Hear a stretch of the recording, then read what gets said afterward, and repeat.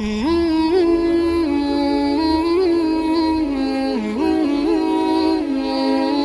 کل سورہ رات سنی تھی، جس کے اندر اللہ تعالیٰ نے اپنی قدرت کی نشانیاں زمین اور آسمان کے اندر جو پھیلی ہوئی ہیں ان کا تذکرہ کیا اور انسان کو تعارف کروایا، اور پھر اس کے بعد شرک کی مذمت کرتے ہوئے اس سے متعلق چند باتیں آئیں، پھر ایمان والوں کی کچھ صفتیں آئیں، اور پھر آخر میں انسانوں کو یہ حل بتایا گیا کہ اگر اس دنیا میں بھی پرسکون رہنا چاہتے ہو، آخرت کا پرسکون رہنا تو بعد کی بات ہے،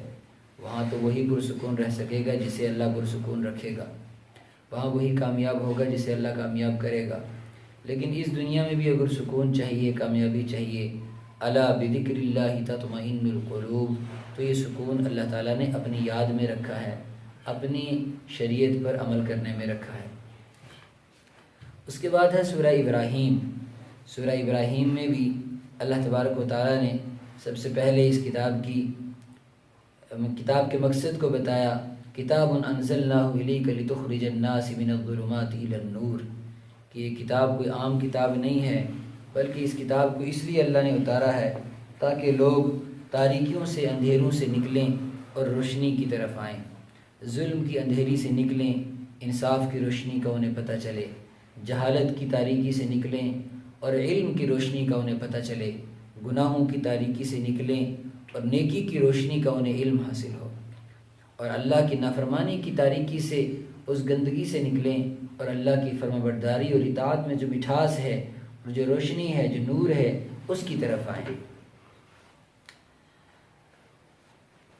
اور وہ لوگ جو اس روشنی کی طرف نہیں آنا چاہتے، اللہ فرماتے ہیں وہ لوگ جو اس روشنی کی طرف نہیں آنا چاہتے بلکہ اندھیرے میں رہنا چاہتے ہیں، وہ اپنا نقصان کر رہے ہیں، اللہ کا اس سے کوئی نقصان نہیں ہے۔ الذین یستحبون الحیات الدنیا، وہ لوگ جو دنیا کی زندگی کو پسند کرتے ہیں، علی الآخرتی، آخرت کے مقابلے میں اسی کو پریفر کرتے ہیں، دنیا کی زندگی کو سب کچھ اسی کے لیے کر رہے ہیں، صبح سے لے کر شام تک ان کی تگ و دو، محنت، کاوش، پسینہ بہانا، سب کچھ صرف اور صرف دنیا کمانے کے لیے۔ نماز 10 منٹ کی، 15 منٹ کی ان کو بھاری پڑ جاتی ہے۔ وَيَصُدُّونَ عَن سَبِيلِ اللَّهِ، اور خود بھی نیکی کے راستے سے رکے ہوئے ہیں اور ایسے حالات بناتے ہیں کہ دوسرے بھی نیکی نہ کر سکیں۔ أُولَٰئِكَ فِي ضَلَالٍ بَعِيدٍ، یہ وہ لوگ ہیں جو کھلی ہوئی گمراہی میں ہیں۔ اللہ تبارک و تعالیٰ نے ان کا انجام دنیا میں بھی برا کیا اور آخرت میں بھی برا کیا۔ اس کے بعد اللہ تعالیٰ نے اپنا ایک ضابطہ بیان کیا کہ دیکھو، اس سے پہلے چونکہ تھوڑی تھوڑی نعمتوں کا بھی ذکر آیا، اللہ کی قدرت کی نشانیوں کا، فرمایا جو انسان کے اوپر ہم نے نعمتیں کی ہیں، جو انسان کو ہم نے اچھی نعمتیں دی ہیں، دنیا میں زندگی گزارنے کا سامان دیا ہے، اگر یہ دنیا کی نعمتوں کا شکر ادا کرے گا تو اللہ تبارک و تعالیٰ اسے دنیا میں اور بھی عطا کرے گا اور آخرت میں وہ عطا کرے گا جو اس نے سوچا بھی نہیں ہوگا۔ اور اگر یہ نعمتوں کا شکر نہیں کرے گا تو اللہ اتنی سخت پکڑ میں پکڑے گا جیسے کہ پرانی قوموں کو اپنی پکڑ میں اس نے پکڑا اور پھر ان کو دنیا کے اندر کوئی بچانے والا نہ ہوا۔ اب نعمتوں کے شکر کا کیا مطلب ہے کہ اللہ تیرا شکر تو نے مجھے مکان دے دیا، اللہ تیرا شکر کہ تو نے مجھے صحت دے دی، اللہ تیرا شکر کہ تو نے مجھے نوکری دے دی، نہ، یہ شکر نہیں ہے۔ شکر اس کو نہیں کہتے، اللہ تیرا شکر، اس کو شکر نہیں کہتے۔ شکر کہتے ہیں کہ جو نعمت اللہ نے دی ہے اس نعمت کا اس اللہ کی مرضی کے مطابق استعمال ہو جو اللہ نے نعمت دی ہے۔ اگر اللہ کی مرضی کے مطابق وہ نعمت استعمال نہیں ہو رہی، اس کا مطلب یہ ہے کہ وہ نعمت کی ناشکری کر رہا ہے، نعمت کا شکر نہیں ادا کر رہا۔ زبان سے لفظ شکر بولنے سے شکر ادا نہیں ہوتا۔ مثال کے طور پر اگر اللہ نے آنکھیں دی ہیں تو یہ آنکھیں بے حیائی کی چیزوں کو نہ دیکھیں۔ اگر اللہ نے زبان دی ہے تو یہ زبان غلط، غیبت، جھوٹ اور اس طریقے سے فحش گوئی کے اندر ملوث نہ ہو۔ اگر اللہ نے اچھا مکان دیا ہے رہنے کے لیے تو اس مکان کے اندر عبادت کی جائے، اس مکان کے اندر اللہ کی کتاب کی تلاوت کی جائے، نہ کہ میوزک اور گانوں کو اور بے حیائی کی چیزوں سے اس مکان اور اس زمین، اللہ کی زمین کو ناپاک کیا جائے۔ اس کی اجازت اللہ تعالیٰ نہیں دیتے۔ اگر اللہ تعالیٰ نے مال و دولت دیا ہے تو اس مال و دولت کو دوسروں کو دکھانے کے لیے، اپنا نام بڑا کرنے کے لیے اور اپنا ناک اونچا رکھنے کے لیے، فضول خرچی میں صرف کرنے کے لیے، بے حیائی کی چیزوں میں صرف کرنے کے لیے اور اللہ کی نافرمانیوں میں صرف کرنے کے لیے، فرمایا یہ کام اگر اپنے مال سے لے گا اس کا مطلب یہ ہے کہ مال کا شکر ادا نہیں کر رہا۔ مال کا شکر یہ ہے اپنے بیوی بچوں پر بھی خرچ کرے، غریبوں یتیموں مسکینوں پر بھی خرچ کرے، اور کچھ ایسے کام کرے اس مال کے ذریعے جو اس کو کل قیامت کے دن کام آ سکیں اور آخرت میں اس کے نجات کا ذریعہ بن سکیں۔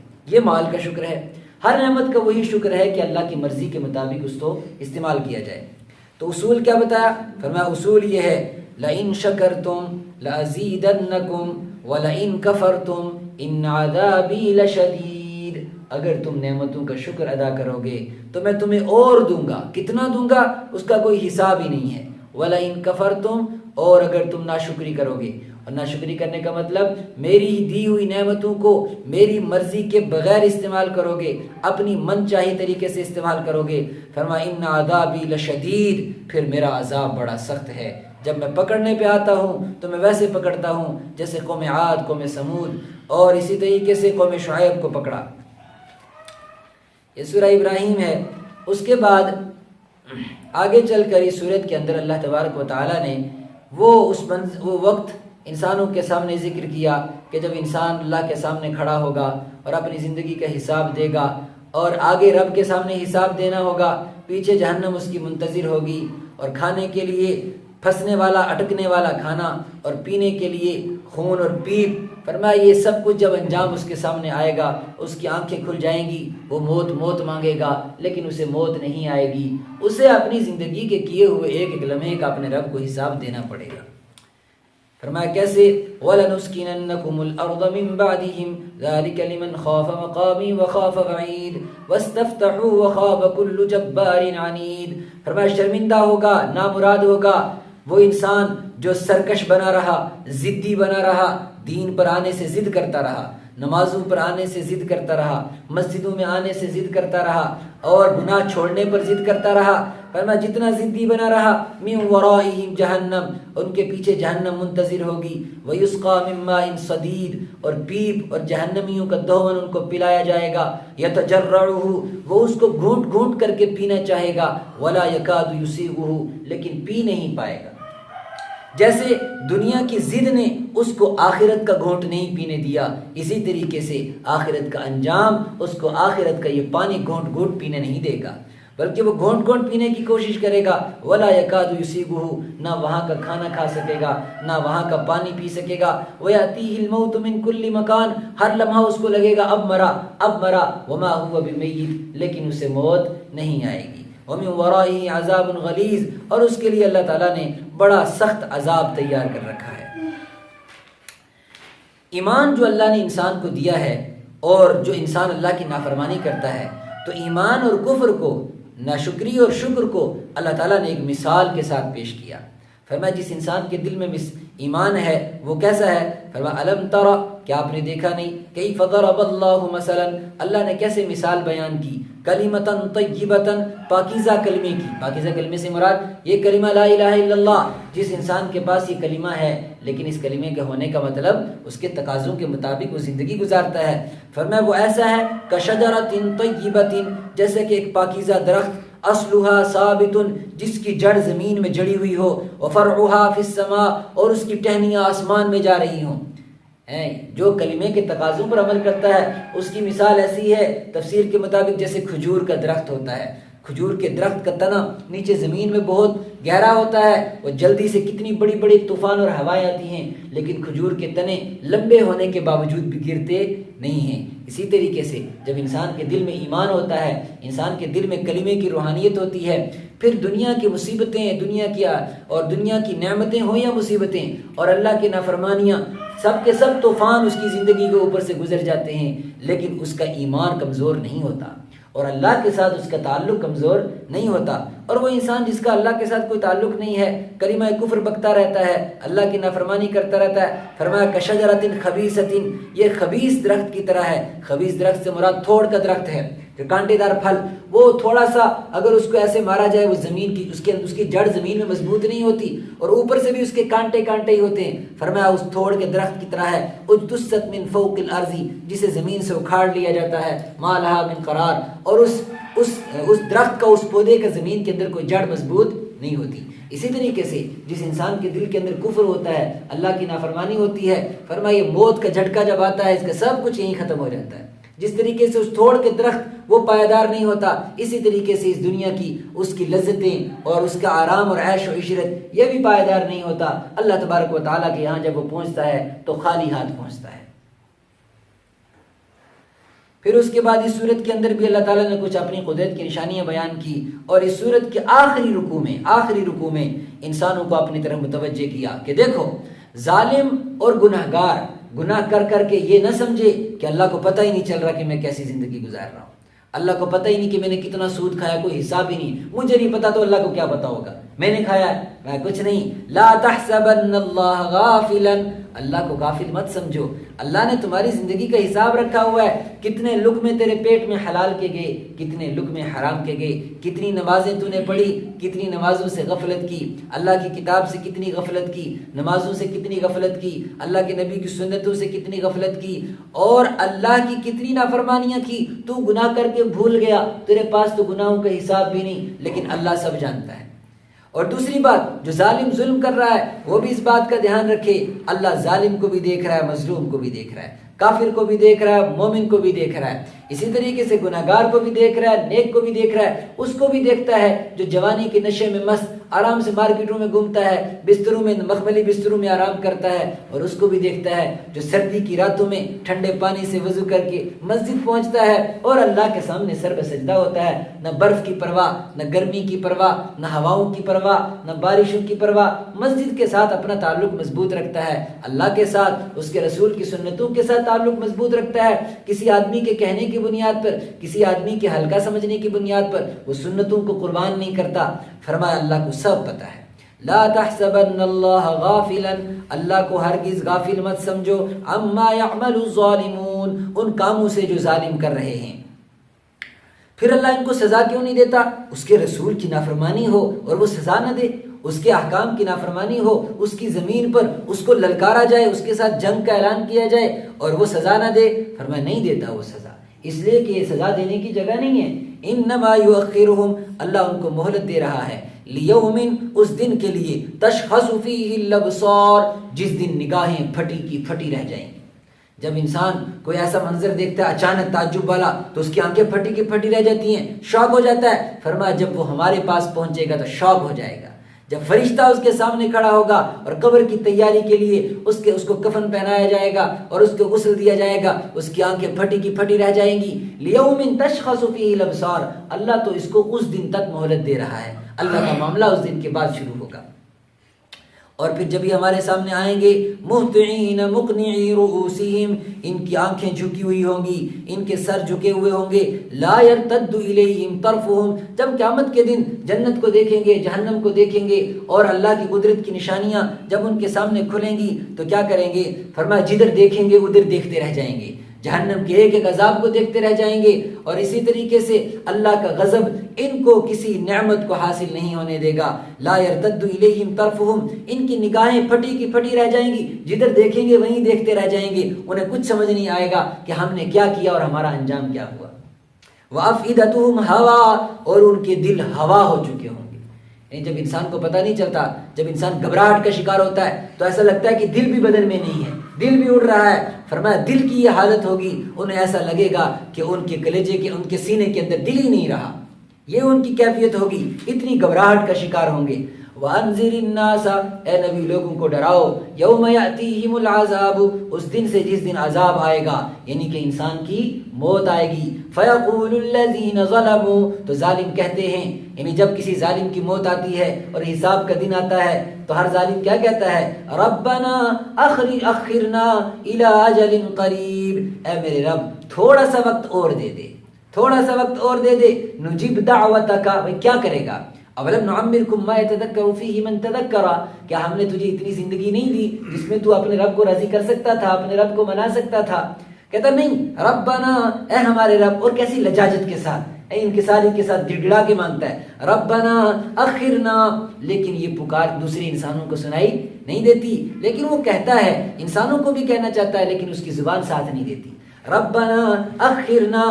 اے میرے رب مجھے مہلت دے، الی اجل قریب، تھوڑے سے دن، 4 دن اور، 10 دن اور، 20 دن اور، چاہے 4 گھنٹے ہی اور صحیح، توبہ کا تو موقع مل جائے۔ بھئی کیا کرے گا؟ نجیب دعوتک، تیری بات کو مانوں گا، جو بھی تیری بات قرآن کے واسطے سے، دین دار کے واسطے سے، نبی کے واسطے سے مجھ تک پہنچی، میں اس بات پر پورا عمل کروں گا۔ وَنَتَّبِعِ الرُّسُلَ، اور رسولوں کو فالو کروں گا، جو رسولوں کا طریقہ ہے، سنتوں کا طریقہ ہے، سنت نہیں چھوڑوں گا، تیرے نبی کا دین نہیں چھوڑوں گا۔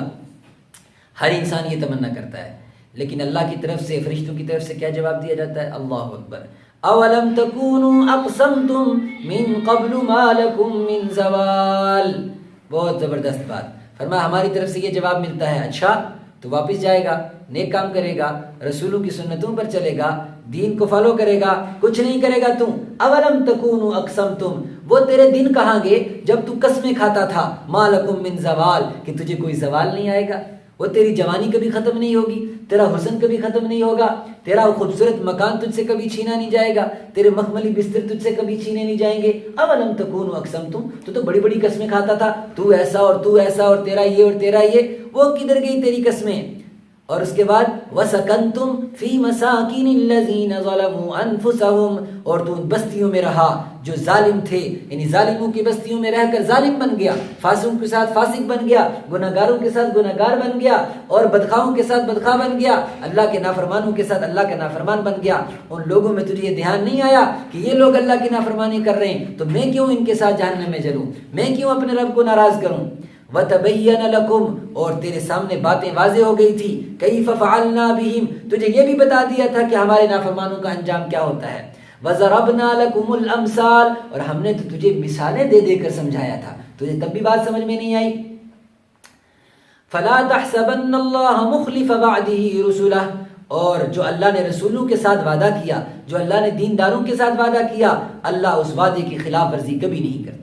ایسا ہو ہی نہیں سکتا، نمازی بے نمازی ایک ہی جگہ پر کھڑے ہو جائیں، اس کا مطلب رسول جھوٹ بولتے تھے، اس کا مطلب قرآن کی آیتیں جھوٹتی تھی؟ فرمایا نہیں، ان اللہ عزیز، اللہ بڑا غالب ہے، ذو انتقام، وہ بدلہ لینے والا ہے، ظالموں کے ظلم کا، گناہگاروں کے گناہوں کا بدلہ لے گا۔ یوم تبدل الارض غیر الارض، اس دن بدلہ لے گا جس دن نہ یہ زمین رہے گی، والسماوات، نہ یہ آسمان رہے گا۔ زمین بدل جائے گی، تابے کی بنا دی جائے گی، آسمان کو پھاڑ دیا جائے گا، چیر دیا جائے گا، اور آسمان کو لپیٹ دیا جائے گا۔ فرمایا یہ ساری کی ساری دنیا کی رنگت ہی بدل جائے گی، یہ رنگ ہی نہیں ہوں گے، یہ درخت بیل بوٹے سب ختم ہو جائیں گے، زمین کا نقشہ بدل جائے گا، آسمان کا نقشہ بدل جائے گا، بس ایک چیز ہوگی سرفیس پر، وہ کیا ہوگی؟ وَبَرَزُوا لِلَّهِ، ساری کی ساری کائنات آدم علیہ السلام سے لے کر دنیا کے آخری انسان تک بالکل ہتھیلی کی طرح سامنے آ جائے گی۔ کس کے سامنے؟ للہ، ایک اللہ کی، الواحد جو اکیلا ہے، القہار جو زبردست ہے۔ ساری کی ساری دنیا واضح ہو جائے گی، جس کو جلا دیا گیا، جس کو کریمٹ کر دیا گیا وہ بھی نکلے گا، اور جس کی راکھ کو سمندر میں بہا دیا گیا وہ بھی نکلے گا، جو درندے کے پیٹ میں چلا گیا وہ بھی نکلے گا، جو ہواؤں میں بکھر گیا وہ بھی نکلے گا، جو قبر میں دفنایا گیا وہ بھی نکلے گا، سب کے سب بالکل ہتھیلی کی طرح اللہ کے سامنے کھڑے ہوں گے۔ لیکن کس طریقے سے؟ فرمایا اکٹھے نہیں، مجرم الگ کھڑے ہوں گے، نیک لوگ الگ کھڑے ہوں گے، اور مجرموں کا حال کیا ہوگا؟ وَتَرَى الْمُجْرِمِينَ، اے قرآن پڑھنے والے تو دیکھے گا مجرموں کو، یومئذ، اس دن، مقرنین فی الاسفاد، کہ یہ بیڑیوں میں جکڑے ہوئے ہوں گے، زنجیروں میں جکڑے ہوئے ہوں گے، سرابیلہم من قطران وتغشا وجوہہم النار، تارکول کے کرتے لگے ہوں گے، یعنی آگ کے کرتے لگے ہوئے ہوں گے، یعنی ان کو آگ میں کیا ڈالا جائے گا؟ ان کو آگ کے کپڑے پہنائے جائیں گے، پہلے تو آگ کے کپڑے لگے ہوئے اس حال میں اللہ کے سامنے کھڑے ہوں گے، وتغشا وجوہہم النار، اور ان کے چہروں کو آگ نے ڈھانپ رکھا ہوگا۔ یہ سورت ختم ہوگی، سورت کی آخری آیت ہے ھذا بلاغ للناس، یہ جو ہم قرآن سنا رہے ہیں، یہ جو آیتیں سنا رہے ہیں، یہ جو آخرت کے بارے میں بتا رہے ہیں، ہم نے تو پورا لوگوں کو پہنچا دیا ہے، ایک ایک بات کھول کھول کر بتا دی ہے۔ وَلِيُنذِرُوا بِهِ، تاکہ یہ لوگ قرآن سن کر ڈریں، اللہ کی طرف آئیں، پھر بھی اگر کوئی نہیں آئے گا تو اللہ کا کوئی نقصان نہیں ہوگا۔ وَلِيَذَّكَّرَ أُولُو الْأَلْبَابِ، لیکن بات یہ ہے کہ صرف عقل مند ہی آخرت کی طرف آئیں گے، عقل مند ہی اللہ کی طرف متوجہ ہوں گے۔ جو بیوقوف ہوگا وہ بیوقوفی کی زندگی گزارے گا، اپنی زندگی کو نہیں بدلے گا، اور اسی حال میں اللہ کے سامنے حساب دینے کے لیے تیار ہوگا۔ اللہ تبارک و تعالی ہمیں قرآن پاک کو سمجھنے کی توفیق